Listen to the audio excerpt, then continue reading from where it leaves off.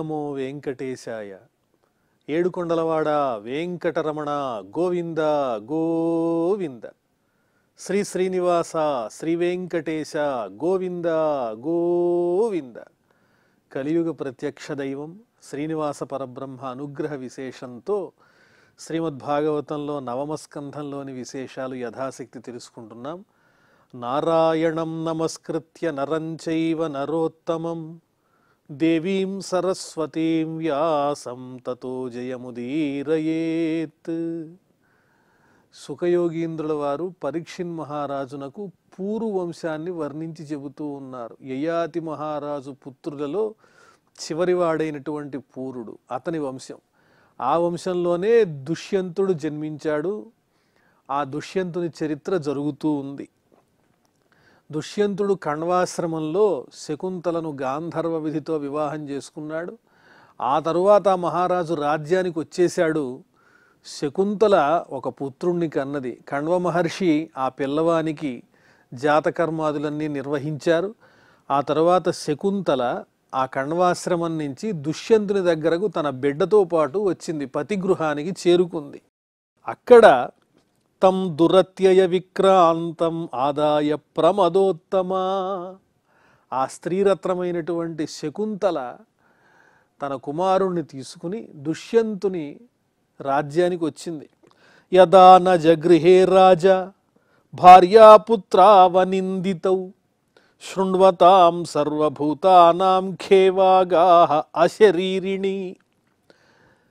ఆ శకుంతలను చూడంగానే దుష్యంతుడు ఆమెను గుర్తుపట్టనట్లుగా నటించాడు. నిజానికి అతడికి గుర్తున్నా కూడా ఆమె ఎవరో నాకు తెలీదు అన్నట్లుగానే మాట్లాడాడు. దాంతో మనకు భారతంలో ఈ వృత్తాంతం చాలా చక్కగా వర్ణింపబడింది. శకుంతల దుష్యంతుణ్ణి నిలదీస్తుంది.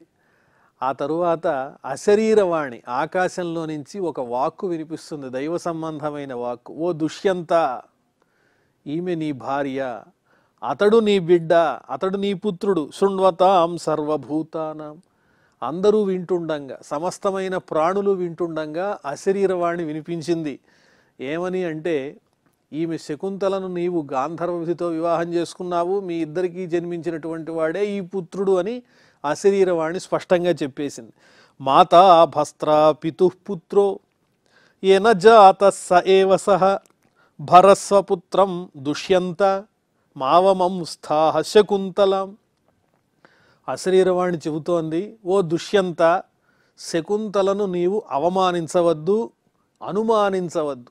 ఈ పుత్రుడు నీకు శకుంతలకు జన్మించినటువంటి వాడే. మాతా భస్త్ర, తల్లి క్షేత్రము, ఆమె గర్భంలో బిడ్డని ధరించింది. కానీ పుత్రో ఏన జాతః స ఏవ సహ, ఆ గర్భంలో ఉన్నటువంటి పుత్రుడు మాత్రం తండ్రికి సంబంధించిన వాడే అవుతాడు. తండ్రి స్వరూపమే ఆ బిడ్డ. ఆత్మావై పుత్రనామాసి అని వర్ణించినట్లుగా ఆ బిడ్డ ఎవరైతే ఉన్నారో శిశువు, ఆ పుత్రుడు తండ్రికి సంబంధించిన వాడే. భరస్వపుత్రం దుష్యంత, కాబట్టి అతన్ని నీ పుత్రునిగా నీవు స్వీకరించవలసిందే అని అశరీరవాణి తెలియజేసింది. రేతోధాహ పుత్రో నయతి నరదేవ యమక్షయాత్ త్వం చాస్య ధాత గర్భస్య సత్యమాహ శకుంతల. ఈ పుత్రుడంటే ఎవరనుకున్నావు? వంశాన్ని నిలబెట్టేటువంటి వాడు, వంశకర్త పుత్రుడంటే. అతడు ఉత్తమ లోకాలు ఇవ్వగలుగుతాడు ఆ వంశంలోని తండ్రికి. కాబట్టి యమధర్మరాజు స్థానం నుంచి రక్షించేటువంటి వాడు కూడా పుత్రుడే అవుతాడు. నరకం నుంచి రక్షించేవాడు కూడా పుత్రుడే. అది పుత్రుని యొక్క విలువ తెలుసుకో. నీకు ఓ దుష్యంత మహారాజా, ఈ శకుంతల యందు జన్మించిన వాడే ఈ బాలుడు. కాబట్టి శకుంతల అబద్ధం చెప్పటం లేదు, నీవు ఆమెని పత్నిగా స్వీకరించవలసిందే అని అశరీరవాణి చెప్పింది. పితుర్యుపరతే సోపి చక్రవర్తి మహాయశాః మహిమా గీయతే తస్య హరేరంశ భువో భువి. ఆ తరువాత దుష్యంతుడు శకుంతలను పత్నిగా స్వీకరించాడు. వారిద్దరి పుత్రుడే భరతుడు అనబడేటువంటి బాలుడు. అతన్ని కుమారునిగా అంగీకరించాడు దుష్యంతుడు. దుష్యంతుడు మరణించిన తరువాత కుమారుడైనటువంటి భరతుడు చాలా గొప్పగా పరిపాలన సాగించాడు. అతని గొప్పతనాన్ని అందరూ గొప్పగా వర్ణించారు. హరేరంశ భువో భువి, సాక్షాత్తు అతడు శ్రీ మహావిష్ణువు యొక్క అంశతో జన్మించినటువంటి వాడే భరతుడు. చక్రం దక్షిణ హస్తేస్య పద్మకోశోస్య పాదయోః ఈజే మహాభిషేకేన శోభిషిక్తో అధిరాట్ విభుః. అతడు సాక్షాత్తు విష్ణువంశ సంభూతుడు అనడానికి నిదర్శనంగా అతని చేతిలో రేఖలున్నాయి. దక్షిణ హస్తంలో కుడి చేతిలో సుదర్శన సంబంధమైనటువంటి ఒక రేఖ కనిపిస్తోంది. పద్మకోశోస్య పాదయోః, అతని పాదముల యందు పద్మముద్రలు ఉన్నాయి. ఇవన్నీ మహాపురుష లక్షణాలు. ఇలాంటి చక్కని రేఖలతో అంకితమైనటువంటి హస్తములు పాదములు కలిగినటువంటి భరతుడు సాక్షాత్తు విష్ణువంశ సంభూతుడే. ఈజే మహాభిషేకేణ శోభిషిక్తః, సామ్రాజ్య పట్టాభిషేకం, అతన్ని చక్రవర్తిగా అభిషేకం చేశారు. శ్రీ మహావిష్ణువులాగా పరిపాలన చేపట్టాడు. పంచాశతామేధ్యైః గంగాయామనువాజిభిః మామతేయం పురోధాయ యమునాయామనుప్రభుః. ఇతడు భరతుడు ఎన్నో యజ్ఞాలు చేశాడు, అశ్వమేధయాగాలు చేశాడు. గంగా నది ఒడ్డున 55 అశ్వమేధయాగాలు చేశాడు. అదేవిధంగా యమునా నది ఒడ్డున కూడా అశ్వమేధయాగాలు చేశాడు. ఈ అశ్వమేధయాగాలన్నీ జరిపించింది ఎవరు ఆ మహారాజు చేత అంటే ఉతధ్యుడు మమత అనే పేరు కలిగిన దంపతులకు జన్మించినటువంటి దీర్ఘతమసుడు అనే పేరు కలిగినటువంటి ఋషి ఈ భరతుని చేత ఈ యజ్ఞాలన్నీ జరిపించారు. మామతేయం పురోధాయ యమునాయామనుప్రభుః అష్టసప్తతిమేధ్యాశ్వాన్ బబంధ ప్రదదద్వసు. గంగానది ఒడ్డున 55 యజ్ఞాలు అశ్వమేధ యజ్ఞాలు చేస్తే ఆ తరువాత యమునా నది ఒడ్డున 78 అశ్వమేధ యాగాలు చేశాడు. అంటే మొత్తం 133 అశ్వమేధ యాగాలు. అదేవిధంగా యజ్ఞాలు చేయటంతో పాటు అతిథి అభ్యాగతులకు విప్రులకు అందరికీ కూడా భూరి దానములు ధర్మాలు అన్నీ చేశారు. బంగారాన్ని పంచిపెట్టాడు ఆ మహారాజు. భరతస్య హి దౌష్యంతే అగ్నిస్సాచి గుణేచితః సహస్రం ద్వంద్వశో యస్మిన్ బ్రాహ్మణాగా విభేజిరే. ఉత్తమమైనటువంటి యోగ్యమైన గొప్ప గుణములు కలిగిన స్థానంలో అగ్నిని ప్రతిష్ఠించి యజ్ఞం జరిపించాడు. అదేవిధంగా ఆ యజ్ఞానికి వచ్చినటువంటి బ్రాహ్మణోత్తములకు గోదానం చేశాడు. ఆ గోదానం ఎలా చేశాడు అంటే ద్వంద్వము అని పిలుస్తారు. ద్వంద్వం అంటే దానికి ఒక సంఖ్య ఉన్నది. 13,084 ఆవులకు ద్వంద్వమని పేరు.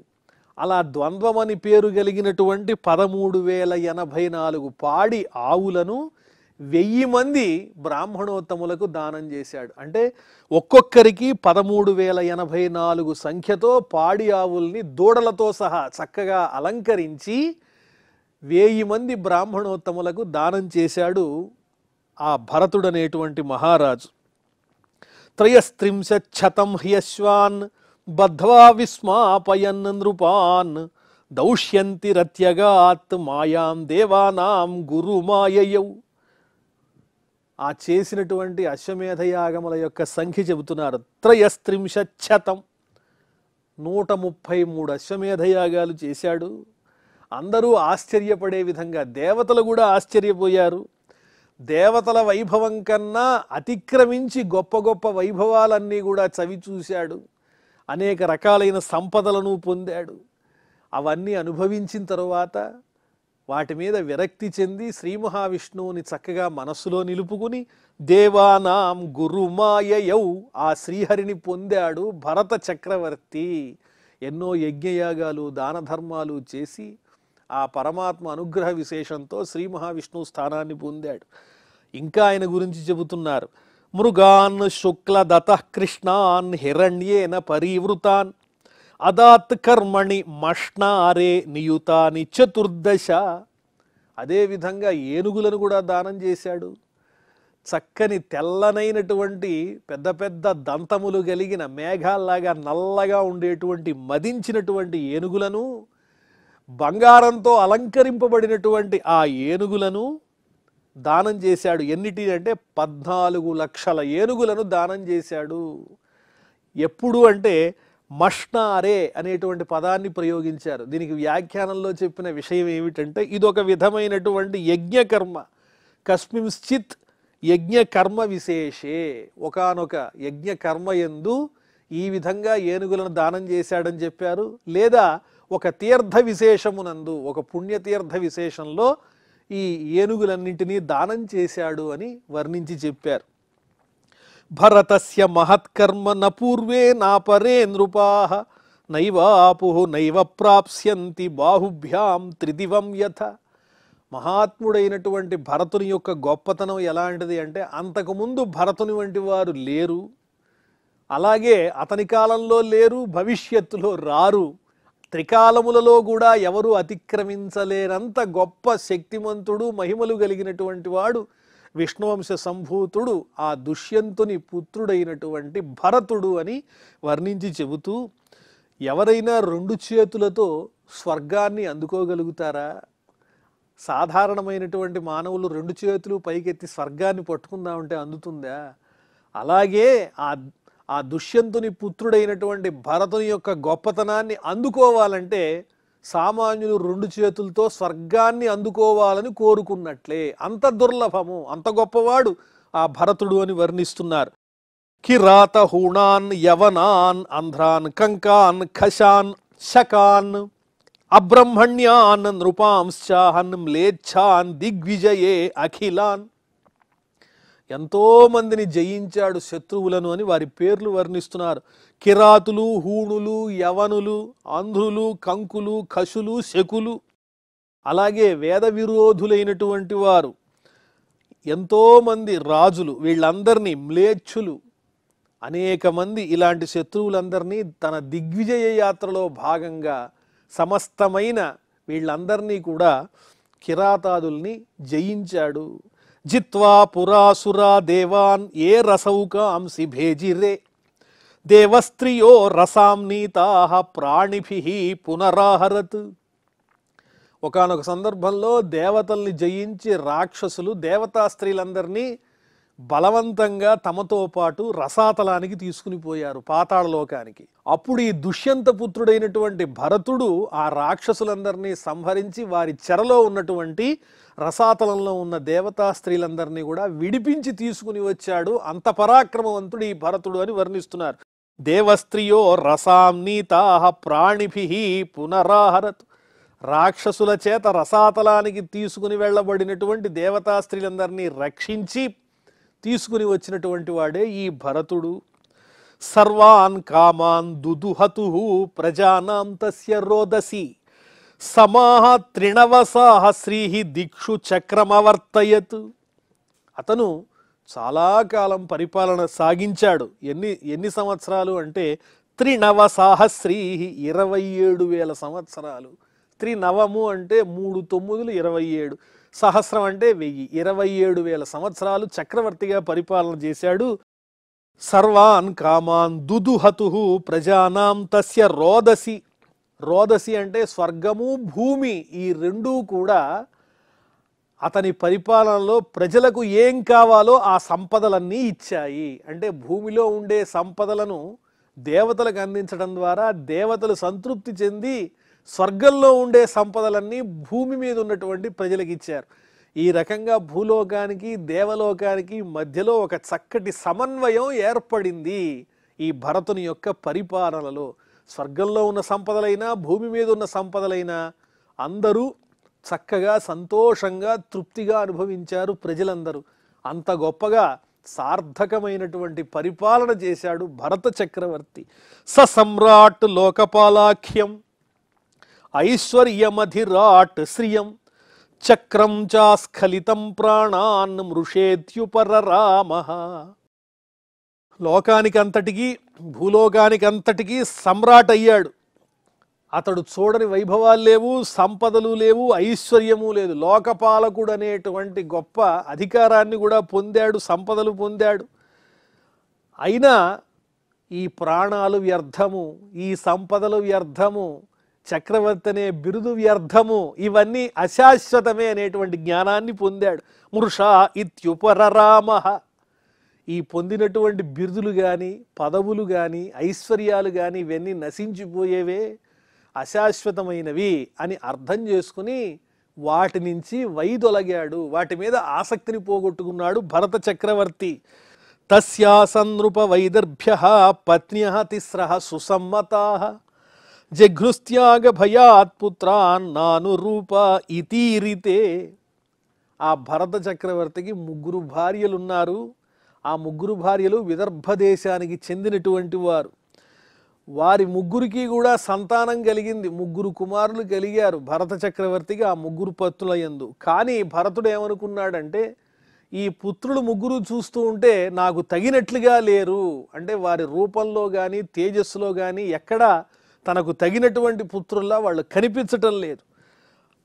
అలా భర్త భావించేటప్పటికీ ఈ 3 పత్నులు భార్యలు కూడా భయపడి, అయ్యో మన పుత్రుల్ని ఈ మహారాజు తన పుత్రుడుగా చూడలేకపోతున్నాడు కాబట్టి తగినవారు కాదు ఈ పుత్రులు అని ఆ 3 పత్నులు కూడా ఆ పిల్లల్ని విగత జీవుల్ని చేసేశారు.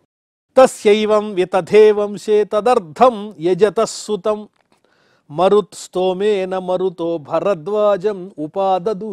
ఈ విధంగా భరతునికి పుట్టినటువంటి 3 పుత్రులు తగినవారు కాదు కాబట్టి వారు చనిపోవటంతో ఇప్పుడు అతనికి సంతానం లేదు ఆ భరత చక్రవర్తికి. దానికోసం మళ్ళీ యజ్ఞం చేశాడు భరతుడు. ఏమిటా యజ్ఞం అంటే మరుత్స్తోమము అనే పేరు కలిగినటువంటి యజ్ఞాన్ని ఆచరించాడు. ఆ యజ్ఞాన్ని చేయటం ద్వారా ఆ మరుత్తులు అనబడేటువంటి దేవతలు ఇతడు చేసిన యజ్ఞానికి సంతుష్టులై ఆ భరతునకు ఒక పుత్రుణ్ణి అనుగ్రహించారు. ఆ పుత్రుని పేరే భరద్వాజుడు అని చెబుతూ ఆ పుత్రుడెవరు, అతన్ని ఎలా అనుగ్రహించారన్న విశేషాలు కూడా వర్ణించి చెబుతూ ఉన్నారు. అంతర్వత్న్యాం భ్రాతృపత్న్యాం మైథునాయ బృహస్పతి ప్రవృత్తో వారితో గర్భం శప్త్వా వీర్యమవాసృజత్. విధి వైపరీత్యం వల్ల ఒకసారి బృహస్పతికి సోదరుని భార్య యందు మోహం కలిగింది. సోదరుడెవరు అంటే ఉతధ్యుడనే పేరు కలిగినటువంటి మహర్షి. ఆయన భార్య పేరు మమత. ఆమె యందు సంగమించాలనేటువంటి కోరికతో ఈ బృహస్పతి అక్కడికి చేరుకుంటే అప్పటికే ఆ మమత అనే పేరు కలిగిన ఉతధ్యుని భార్య గర్భవతి అయ్యున్నది. లోపల శిశువు ఉన్నాడు. అయినా కూడా ఈ బృహస్పతి పట్టించుకోకుండా తన తేజస్సుని ఆమె యందు విడిచిపెట్టాడు. కానీ లోపల గర్భంలో ఉన్నటువంటి శిశువు అందుకు అంగీకరించక ఆ తేజస్సుని బయటికి తన్నేశాడు. దాంతో బృహస్పతికి కోపం వచ్చి శపించాడు ఆ గర్భస్థ శిశువుని. మమత యొక్క గర్భంలో ఉన్నటువంటి శిశువుని శపించాడు. నీవు అంధుడవైపో అని శపించాడు. ఈ బృహస్పతి తేజస్సు ఏదైతే ఉందో ఆ తేజస్సు ఒక పిల్లవానిగా మారింది. ఆ పిల్లవాని పేరే భరద్వాజుడు అన్నారు. తం త్యక్తుకామాం మమతాం భర్తృత్యాగ విశంకితాం నామ నిర్వచనం తస్య శ్లోకమేనం సురాజగుహు. ఈ బృహస్పతి చేసినటువంటి పని వల్ల ఈ భరద్వాజుడు పుట్టాడు కాబట్టి ఇతడితో నాకు సంబంధం లేదు అని మమత అనేటువంటి ఉతధ్యుని పత్ని చెబుతోంది. కానీ ఈ బృహస్పతి అంటాడు, ఈ పిల్లవాడు ఉతధ్యుని యొక్క క్షేత్రజాతుడు కాబట్టి ఈ పిల్లవానికి నీకు కూడా సంబంధం ఉంది, ఇతడిని నీవే పోషించాలి అని చెప్పి బృహస్పతి చెబితే, కాదు ఈ పిల్లవాడితో నాకేమీ సంబంధం లేదు, ఇతడు నీ పుత్రుడే అని వాళ్ళిద్దరూ వాదోపవాదాలు చేసుకున్నారు. ఎవరు అంటే ఉతధ్యుని భార్య అయినటువంటి మమత, ఈ బృహస్పతి. వీళ్ళిద్దరూ ఇలా సంవాదం చేసుకుని ఆ పిల్లవాడిని ఇద్దరూ విడిచిపెట్టేశారు. అప్పుడు దేవతలు ఆ పిల్లవాని యొక్క పేరు గురించి, భరద్వాజుడనే పేరు ఎలా వచ్చిందో ఆ దేవతలు గానం చేశారు. మూఢే భరద్వాజమిమం భరద్వాజం బృహస్పతే యాతౌ యదుక్త్వా పితరౌ భరద్వాజస్తతస్త్వయం. బృహస్పతి ఏమన్నాడు, ఓ మూఢురాలా, ఇతడు నీ పుత్రుడే అంటే ఆమె ఏమన్నది, కాదు ఇతడు నీ పుత్రుడే అన్నది. ఎందువల్లంటే తన భర్త అయినటువంటి ఉతధ్యుడు తనని విడిచిపెట్టేస్తాడనేటువంటి భయంతో. ఈ రకంగా వీళ్ళిద్దరూ వాదోపవాదాలు చేసుకుంటూ ఉన్నారు. యాతౌ యదుక్త్వా పితరౌ భరద్వాజస్తతస్త్వయం. భరద్వాజ 2 పదాలు ఉన్నాయి ఇందులో. భర అంటే నువ్వు భరించంటే కాదు, నువ్వు భరించు. ఈ పుత్రుడు నీకు సంబంధించిన వాడంటే కాదు కాదు నీకు సంబంధించిన వాడే అని వారిద్దరూ వాదోపవాదాలు చేశారు కాబట్టి భర అనే పదం వచ్చింది. ద్వాజుడు అంటే ఈ బృహస్పతి యొక్క తేజస్సు నుంచి వచ్చినటువంటి ఆ బాలకుడు అటు ఉతధ్యుని యొక్క క్షేత్ర సంబంధమైన సంతానము అవుతాడు, అలాగే మన బృహస్పతికి సంబంధించినటువంటి సంతానము అవుతాడు. కాబట్టి ద్వాజుడు అంటే ఇటు బృహస్పతికి అటు ఉతధ్యునకు ఇద్దరికీ సంబంధించిన వాడు కాబట్టి ఉతధ్యుని భార్య అయినటువంటి ఆ మమత ఇతడి రక్షణ భారాన్ని వహించవలసిందే అనేది ఈ బృహస్పతి యొక్క వాదన. ఈ రకంగా వీళ్ళిద్దరూ కూడా నీకే సంబంధము ఈ పిల్లవాడు అని వాళ్ళిద్దరూ వాదోపవాదాలు చేసుకుంటూ ఉన్నారు.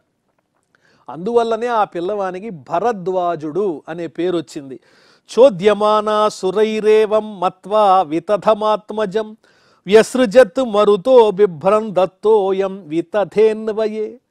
ఈ రకంగా ఇటు మమత కానీ అటు బృహస్పతి కానీ ఈ పిల్లవాడిని పట్టించుకోకుండా ఈ భరద్వాజుడిని విడిచిపెట్టేస్తే మరుత్తులనబడేటువంటి దేవతలు ఆ పిల్లవాడిని పోషించారు.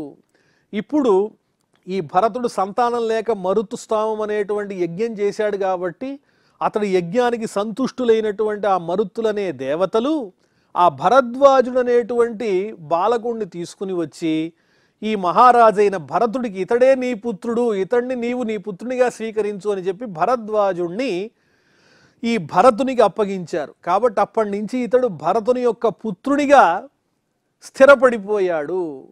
కాబట్టి ఇతడినే భరద్వాజుడు అన్నారు. ఇతడు నాకు పనికిరాడు అని అటు మమత అదేవిధంగా బృహస్పతి వీళ్ళిద్దరూ విడిచిపెట్టేశారు. కాబట్టి అతడి పేరు వితధుడు, అంటే అనర్హుడు, ఇతడిని నేను పట్టించుకోను అన్నారు. అందువల్లే వితధుడు అనేటువంటి పేరు ప్రసిద్ధమైంది. ఆ భరద్వాజుడినే తరువాత కాలంలో వితధుడు అని పిలుస్తూ ఉన్నారు. ఇక్కడితో మనకి 20వ అధ్యాయం కూడా పరిపూర్ణమైపోయింది నవమ స్కంధంలో. ఇప్పుడు 21వ అధ్యాయంలో మనం ప్రవేశించాం. శ్రీ సుకౌవాచ వితథస్య సుతో మన్యుః బృహత్ క్షత్రో జయస్తతః మహావీర్యో నరో గర్గః సంకృతిస్తు నరాత్మజః. భరద్వాజుడని పిలవబడేటువంటి ఆ వితధునకు సంతానం ఉన్నది. ఆ వితధుని యొక్క కుమారుని పేరేమిటి అంటే మన్యువు. మరి ఆ మన్యువునకు ఎంతమంది పుత్రులు కలిగారు అంటే 3 పుత్రులు కలిగారు. అంటే వీళ్ళందరూ కూడా ఇప్పుడు ఆ పూర్వవంశానికి చెందిన వారే. ఎందువల్లంటే భరతుడు చేసినటువంటి యాగ విశేషం వల్ల, మరుత్స్తోమం అనే యాగ విశేషం వల్ల మరుత్తులు ఆ భరతునికి అనుగ్రహించారు. కాబట్టి భరద్వాజుడనే పేరు కలిగిన వితధుణ్ణి అతడు పూర్వవంశానికి చెందినవాడే అయ్యాడు, భరతుని పుత్రుడే అయ్యాడు. కాబట్టి అక్కడి నుంచి వచ్చిన వాళ్ళంతా కూడా పూర్వవంశం వాళ్ళే. ఆ వితధుని పుత్రుడు మన్యు అయితే మన్యువునకు 3 పుత్రులు జన్మించారు. 3 కాదు 5 పుత్రులు జన్మించారు. ఆ 5 పుత్రులు ఎవరంటే బృహత్ క్షత్రుడు, జయుడు, మహావీర్యుడు, నరుడు, గర్గుడు అనే పేరు కలిగినటువంటి 5 వితధపుత్రుడైన మన్యువు యొక్క సంతానం 5. ఈ 5లో 4వ వాడైనటువంటి నరునకు జన్మించినటువంటి వాడు సంకృతి, నరుని పుత్రుడు సంకృతి అని వర్ణించారు. గురుశ్చ రంతిదేవశ్చ సంకృతేః పాండునందన రంతిదేవస్య హి యశః ఇహాముత్ర చ గీయతే. ఆ సంకృతి అనే పేరు కలిగినటువంటి నరుని పుత్రునకు మళ్ళీ 2 కుమారులు కలిగారు. వాళ్ళ పేర్లు ఏమిటి అంటే గురువు, రంతిదేవుడు. మళ్ళీ ఇక్కడ రంతిదేవుడు అనగానే ఆ రంతిదేవుని యొక్క చరిత్ర కూడా చాలా ప్రసిద్ధమైంది. ఆ వృత్తాంతాన్ని చెబుతున్నారు. వియద్విత్తస్య దదతో లబ్ధం బుభుక్షతః నిష్కించనస్య ధీరస్య సకుటుంబస్య సీదతః. రంతిదేవుడు ఎలాంటి వాడంటే సంకృతి పుత్రుడైనటువంటి ఈ రంతిదేవుడు చాలా గొప్పవాడు, దాన ధర్మాలు చేసేటువంటి వాడు. అతని దగ్గర స్థిరమైనటువంటి ధనం అంటూ ఏమీ లేదు, అంతా దానం చేశాడు. దైవికంగా ఏదో అప్పటికప్పుడు లభించినటువంటి ద్రవ్యంతో తృప్తి పడుతూ దాంట్లో కూడా దాన ధర్మాలు చేస్తూ ఉంటాడు. వియద్విత్తస్య యాదృచ్ఛికంగా దైవికంగా వచ్చినటువంటి ధనంతో సంతృప్తి పడుతూ లబ్ధం దదత ఆ వచ్చిన దాన్నంతా కూడా మళ్ళీ దానం చేస్తూ బుభుక్షత ఆకలితో ఉన్నటువంటి వాడై తానొక్కడే కాదు ఆ రంతిదేవుని కుటుంబ సభ్యులందరూ కూడా ఆకలితోనే ఉన్నారు. నిష్కించనస్య ధీరస్య, ఏమీ లేనివాడు కానీ ధీరుడైనటువంటి వాడు కుటుంబంతో బాధపడుతున్నాడు. ఎందువల్ల అంటే ఆ రంతిదేవునిలో ఉన్నటువంటి గొప్పతనం ఏంటంటే దానం చేయటం. తనకి యాదృచ్ఛికంగా దైవవశం వల్ల లభించినటువంటి ఏ ద్రవ్యమైనా అందరికీ దానం చేసేస్తూ ఉంటాడు. అందువల్ల ఆయన కానీ ఆయన సంతానం కానీ వీళ్ళంతా ఆకలితో బాధపడుతున్నారు అని ఆ సంకృతి పుత్రుడైనటువంటి రంతిదేవుని యొక్క చరిత్ర చెప్పటం ప్రారంభించారు ఆ సుఖయోగీంద్రుల వారు పరీక్షిన్ మహారాజునకు. మరి మిగతా విశేషాలు మనం మళ్ళీ తెలుసుకుందాం. ప్రస్తుతం క్షమా ప్రార్థనాదులతో ఈ కార్యక్రమాన్ని పరిసమాప్తం చేసుకుందాం. అథ క్షమా ప్రార్థన. యదక్షరపదభ్రష్టం మాత్రాహీనంచ యద్భవేత్ తత్సర్వం క్షమ్యతాం దేవ నారాయణ నమోస్తుతే. శ్రియఃకాంతాయ కళ్యాణ నిధయే నిధయేర్థినాం శ్రీవేంకట నివాసాయ శ్రీనివాసాయ మంగళం.